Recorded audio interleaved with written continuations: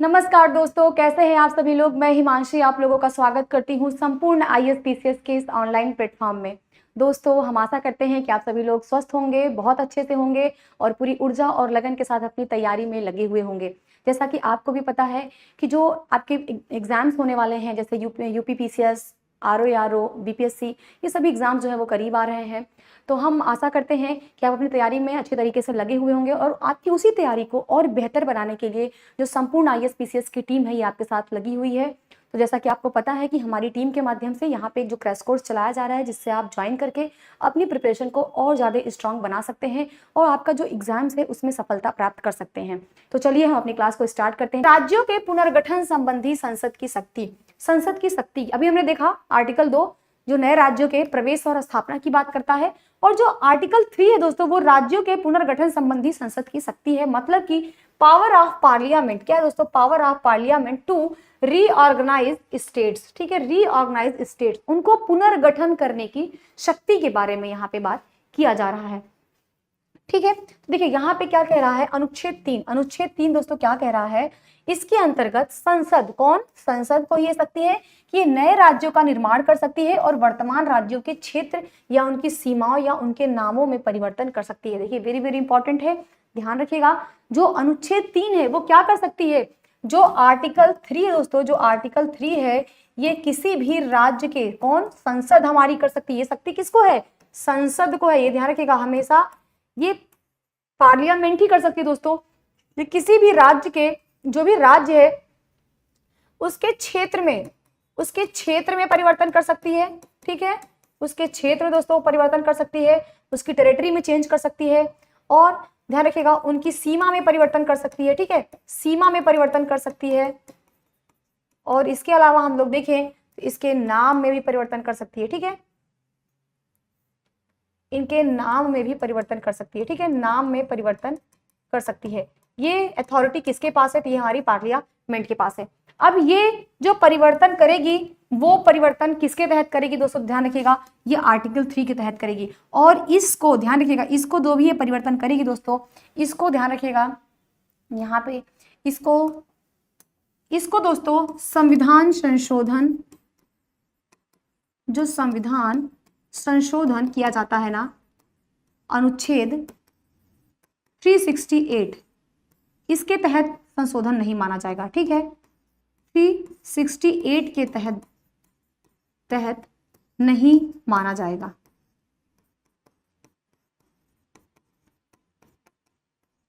मतलब अनुच्छेद 3 क्या कह रहा है कि किसी भी क्षेत्र में परिवर्तन कर सकती है, किसी भी राज्य के उसकी सीमा में परिवर्तन कर सकती है, उसके नाम में परिवर्तन कर सकती है। ठीक है, जैसे आप यहाँ पे एग्जाम्पल अगर हम देख लें, यहाँ पे दोस्तों अगर हम एग्जाम्पल की बात करें तो जैसे अभी आप देखेंगे कि उत्तर प्रदेश से अलग होकर के दोस्तों उत्तराखंड को बनाया गया।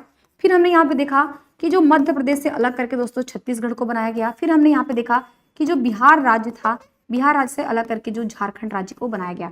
तो मतलब ये किसी भी तरीके से उनकी क्षेत्र में परिवर्तन किया गया, उनकी सीमा में परिवर्तन किया गया। ठीक है, अभी हाल फिलहाल में जो तेलंगाना का गठन किया गया, उनके नामों में परिवर्तन किया जा सकता है। ये सारा अधिकार किसके पास है? तो ये संसद के पास है। ठीक है, संसद के पास है, लेकिन ये ध्यान रखिएगा ये करेगा कौन? तो ये राष्ट्रपति के पूर्व मंजूरी से ही ये जो है विधेयक आएगा संसद में। और इसमें जो है राष्ट्रपति क्या करेगा कि उन राज्यों की राय जानने के लिए उनके पास एक बार जाएगा, नोटिस जाएगा कि आपके हम ये चीज करने जा रहे हैं, इसके बारे में आपका क्या राय है। लेकिन वो जो राय मांगा जाएगा दोस्तों वो एक टाइम फ्रेम में रहेगा, एक निश्चित समय रहेगा, उसी समय सीमा के भीतर उनको जवाब देना होगा राज्यों को। और अगर राज्य कोई जवाब दे रहे वो सहमति दिखाएं या नहीं दिखाएं, इससे संसद पे कोई असर नहीं पड़ेगा, क्योंकि संसद या राष्ट्रपति उनकी जो भी अनुशंसाएं हैं, उनकी जो भी सलाह है उसको मानने के लिए बाध्य नहीं है।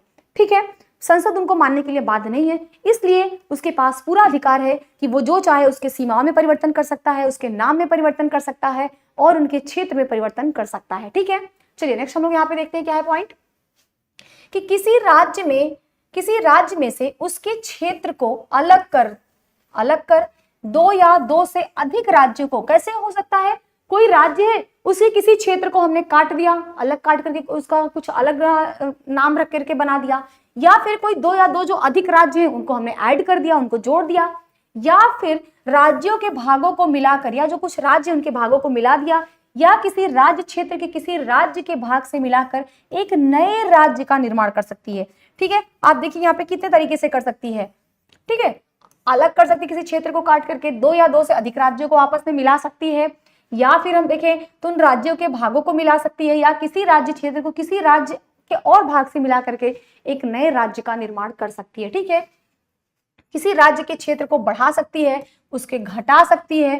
ठीक है, उनकी सीमाओं में परिवर्तन कर सकती है। ये सभी चीजें जो होंगी दोस्तों, ध्यान रखिएगा, वो अनुच्छेद 3 के तहत होगी। ठीक है, तो आपके एग्जाम में जब भी क्वेश्चन आएगा तो प्लीज आप कंफ्यूज मत होइएगा, क्योंकि जो आपके क्वेश्चंस आते हैं वो ऐसे ही आते हैं। अनुच्छेद 1 के तहत हमारी पार्लियामेंट क्या कर सकती है, आर्टिकल 2 के तहत हमारी पार्लियामेंट क्या कर सकती है, और आर्टिकल 3 के तहत हमारी पार्लियामेंट को क्या राइट्स है। ठीक है, तो आप यहाँ पे कंफ्यूज मत होइएगा। ठीक है, चलिए नेक्स्ट पॉइंट हम लोग देखते हैं।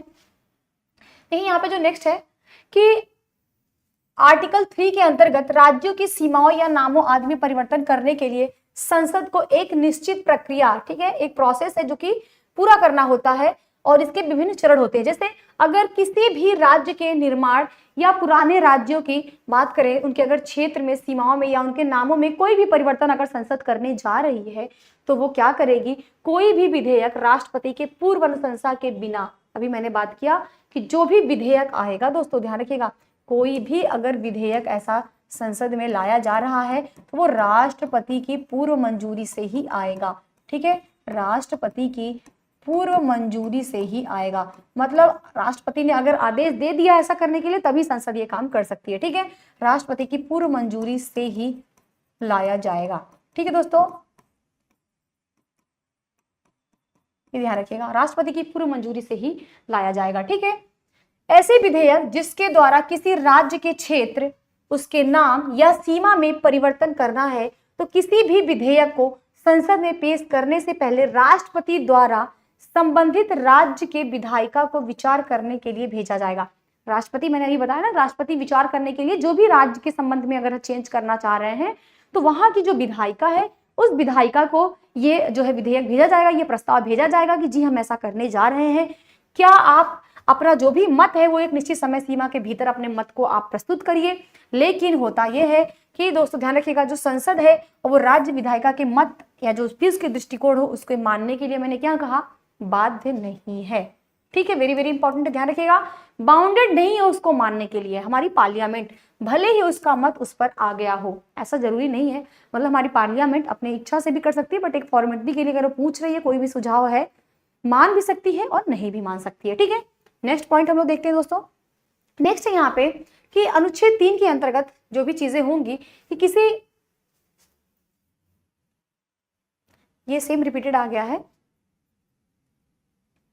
अगर किसी संघ क्षेत्र, राज्य के क्षेत्र, सीमा या नाम आदि का परिवर्तन किया जाता है तो ऐसा विधेयक किसी विधानमंडल या अन्य संस्था को भेजे जाने की आवश्यकता नहीं है, क्योंकि संसद अपनी इच्छा से, ध्यान रखिएगा, संसद अपनी इच्छा से ऐसा कदम उठा सकती है। ठीक है, संसद अपनी इच्छा से दोस्तों ऐसा कदम यहाँ पे उठा सकती है, और इस तरीके से यह स्पष्ट होता है कि संसद को, किसको, संसद को दोस्तों यह अधिकार प्राप्त है कि वह अपने नए राज्य बनाने, उसमें परिवर्तन करने, उसका नाम बदलने या उनकी सीमा में परिवर्तन के संबंध में बिना राज्यों की अनुमति के भी, आपका मन है तो, नहीं मन है तो भी हम करेंगे। ठीक है, कर सकती है, उसके लिए कदम उठा सकती है, और ये किसी भी क्षेत्रीय एकता की गारंटी नहीं दी गई है यहाँ पे। ठीक है, अर्थात संविधान के अंतर्गत किसी भी राज्य की क्षेत्रीय एकता की यहाँ पे गारंटी नहीं दिया गया है। इसीलिए दोस्तों भारत को क्या कहा जाता है, नासवान राज्यों का अविनाशी संघ कहा जाता है। ठीक है दोस्तों, यहाँ पे क्या कहा जाता है कि विनाशी राज्यों का, क्या कह सकते हैं हम लोग कि हमारा भारत कैसा है दोस्तों, तो ये विनाशी राज्यों का, कैसा है दोस्तों, ये विनाशी राज्यों का अविनाशी संघ है। ठीक है, इसको तो अभी हमने देखा कि विनाशी राज्यों का अविनाशी संघ है भारत। इसका मतलब यही हुआ कि आपकी इच्छा है या नहीं है, हम जो चाहेंगे वो हम कर सकते हैं, मतलब संसद हमारी। ठीक है, अब यहाँ पे हम आर्टिकल 4 को देख लेते हैं, आर्टिकल 4 में क्या बातें कही गई हैं। ठीक है, अभी हमने आर्टिकल 3 देखा, अब हम यहाँ पे दोस्तों आर्टिकल 4 की बात कर रहे हैं। आर्टिकल 4 के तहत क्या बातें यहाँ पे किया गया है। आर्टिकल 4 कह रहा है दोस्तों कि यह घोषित किया गया है कि नए राज्यों का जो प्रवेश होगा हम नए राज्यों का प्रवेश कैसे कर रहे हैं ये आपको पता है ना। हम नए राज्यों की जो प्रवेश की बात कर रहे हैं इसके लिए हमने 2 आर्टिकल देखा है। एक हमने आर्टिकल 2 देखा दोस्तों और एक हमने आर्टिकल 3 देखा। तो जो अनुच्छेद 4 कह रहा है कि इनके द्वारा दोस्तों जो भी परिवर्तन होगा संविधान में, ठीक है, जो भी परिवर्तन होगा, यहां पे देख लेते हैं दोस्तों, आर्टिकल 4 को देख लेते हैं। देखिए यहाँ पे जो आर्टिकल 4 है, आर्टिकल 4 क्या कह रहा है कि जो भी संविधान में नए राज्यों के प्रवेश की बात कर रहा है, ठीक है, नए राज्यों के दोस्तों प्रवेश या उनके गठन की बात कर रहा है, ठीक है। हमने देखा इनका प्रवेश या गठन कैसे होगा, हमने यहाँ पे देखा ये हम आर्टिकल 2 के तहत कर रहे हैं और हम ये अनुच्छेद 3 के तहत कर रहे हैं। इन दोनों के तहत हमने अभी देखा क्या क्या प्रोसेस था, ठीक है। और यहाँ पे दोस्तों जो दोनों परिवर्तन होगा ये आर्टिकल 4 कहता है कि ये आर्टिकल 368 के तहत, किसके तहत, 368 के तहत ये संविधान संशोधन नहीं माना जाएगा, ठीक है, संविधान संशोधन नहीं माना जाएगा।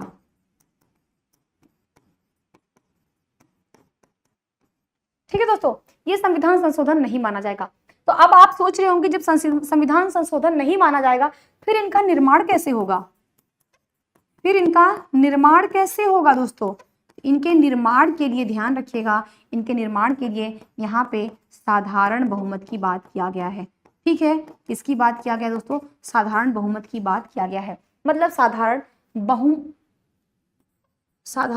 ये साधारण बहुमत से ही चेंज हो सकता है। क्यों, क्योंकि देखिए यहाँ पे जो आर्टिकल, यहाँ पे ध्यान रखिएगा, जो आर्टिकल 368 है, जो 368 है दोस्तों, इसके तहत क्या है, यहाँ पे दोस्तों ध्यान रखिएगा, यहाँ पे विशेष बहुमत के तहत, विशेष बहुमत के तहत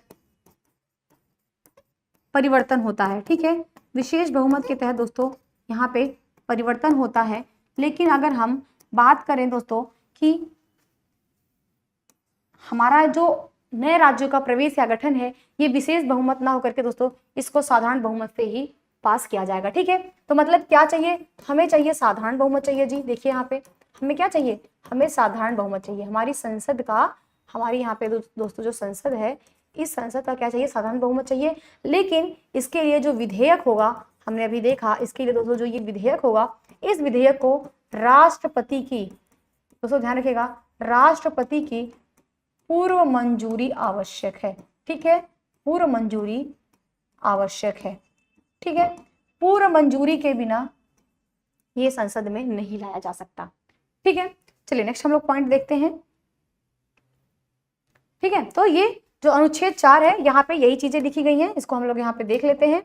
अनुच्छेद 4 क्या कह रहा है कि इसके अंतर्गत यह घोषित किया गया है कि जो भी नए राज्यों का प्रवेश या गठन की बात किया जा रहा है, वो चाहे उनके नाम में परिवर्तन की बात कर रहा हो, चाहे उनके सीमा में परिवर्तन की बात कर रहा है, या फिर किसी नए राज्य की प्रवेश से भारत में बात कर रहा है। जैसे मान लीजिए अभी भारत सरकार नेपाल को अपने राज्य में मिलाना चाह रही है। अगर कोई अंतर्राष्ट्रीय संधि के तहत नेपाल इस चीज को एग्री कर ले रहा है कि मैं भारत में मिलना चाह रहा हूँ, ठीक है, मैं भारत में मिलना चाह रहा हूँ, तो भारत इसके लिए क्या करेगा, तो जो भारत इसके लिए अनुच्छेद 2 के तहत, इसमें जो है हमने देखा अनुच्छेद 2 के तहत यहाँ पे निर्माण किया जाएगा, उनका नए राज्यों का प्रवेश किया जाएगा।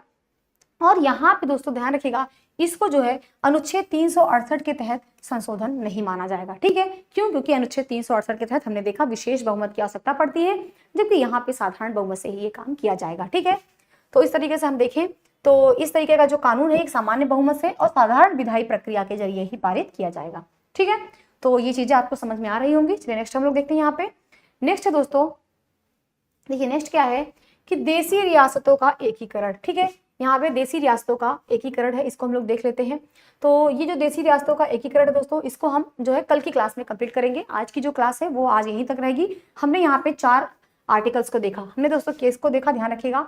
हमने आज की क्लास में दोस्तों हमने देखा 4 आर्टिकल्स देखे, ठीक है। हमने 4 आर्टिकल्स यहाँ पे हमने आज देखे, ठीक है।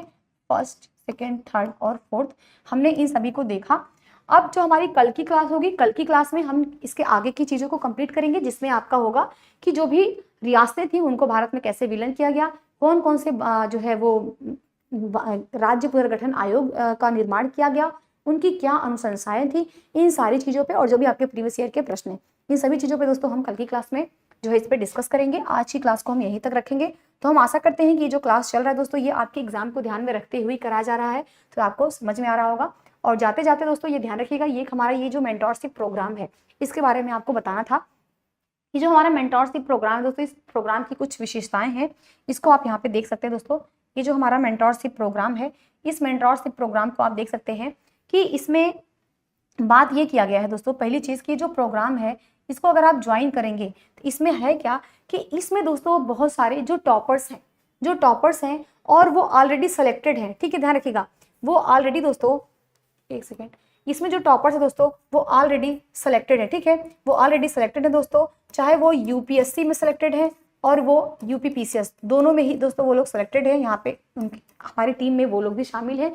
और अगर आपको किसी भी तरीके का डाउट हो रहा हो, किसी भी तरीके की आपको कोई भी मेंटोरशिप चाहिए, किसी भी प्रकार का हेल्प चाहिए, जैसे आप सोचेंगे हेल्प कैसे, तो बहुत सारी समस्याएं आती हैं जो भी एस्पिरेंट्स होते हैं। जैसे उनको सबसे बड़ी चीज़ तो यही आती है कि जी हमारा प्रीलिम्स नहीं निकल रहा है, प्रीलिम्स के लिए क्या स्ट्रेटजी बनाए या ओवरऑल हम क्या स्ट्रेटजी बनाए जिससे हमारा प्रीलिम्स भी निकले, मेंस भी क्वालिफाई करे, फाइनली हम सेलेक्ट कर पाए। या किसी का होता है कि प्रीलिम्स दे रहा है, बहुत ज़्यादा नेगेटिव क्वेश्चंस कर ले रहा है, बहुत ज़्यादा क्वेश्चंस को अटेम्प्ट कर रहा है जो कि वो नेगेटिव में चला जा रहा है। इस समस्या से कैसे बच सकते हैं, आंसर राइटिंग आप कैसे कर सकते हैं, कैसे अपने आंसर राइटिंग को अच्छा बेहतर कर सकते हैं, कैसे आपको उसका स्टार्टिंग करना चाहिए, उसमें कैसे कैसे पॉइंट्स डालने चाहिए, या किसी और भी तरीके का अगर आपको कोई दिक्कत आ रहा कंटेंट चूज करने में, या फिर और भी किसी तरीके से आप अगर परेशान हैं, कोई भी डाउट है आपके अंदर, तो प्लीज़ आप इसको ज्वाइन करिए। और यहाँ पे कुछ ये कॉन्टैक्ट नंबर भी दिए हुए हैं, इन कॉन्टैक्ट पे आप जो है कॉन्टैक्ट करके डायरेक्ट आप बात भी कर सकते हैं और अपनी समस्याओं को सुलझा सकते हैं। दोस्तों फिर इसी के साथ हम विदा लेना चाहते हैं, मिलेंगे हम नेक्स्ट क्लास में। अपना ख्याल रखिएगा। जय हिंद, जय भारत।